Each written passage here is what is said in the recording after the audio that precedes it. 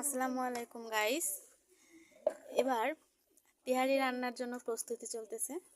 দেখুন, গরুর মাংস দিয়ে দিলাম।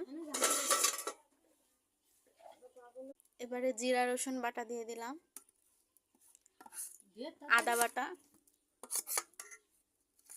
এটা গরম মশলা। এবার গরম মশলা বাটা দিলাম। এবারে দেবো পেঁয়াজ কুচি,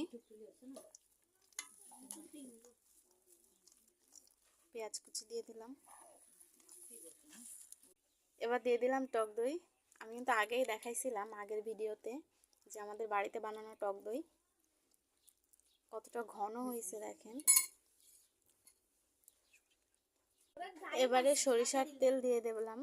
আমরা কিন্তু সরিষার তেল খাই, এটা যদিও গোশে ব্যবহার করব, ভাতের জন্য সয়াবিন তেল আছে।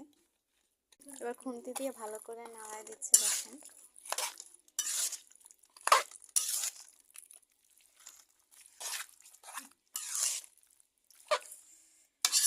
ভালোভাবে নাড়া, শুকনো জলের ঘুড়িটা দিয়ে দিল। এবার মিসিং ছিল, আসলে কালার আসে না ঝালের গুঁড়োটা না দিলে। দেখেন,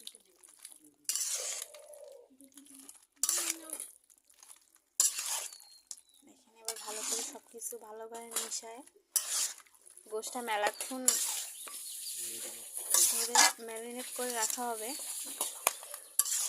এটা এখন ম্যারিনেট করার জন্য প্রস্তুত করা হচ্ছে। এভাবে আস্তে আস্তে নাড়ায় ভালোভাবে আধা ঘন্টার মতো রাখবো। এরকমভাবে রাখলে গোশের টেস্টটাও ভালো হয়, রান্নাটা আরও বেশি সুস্বাদু হয়।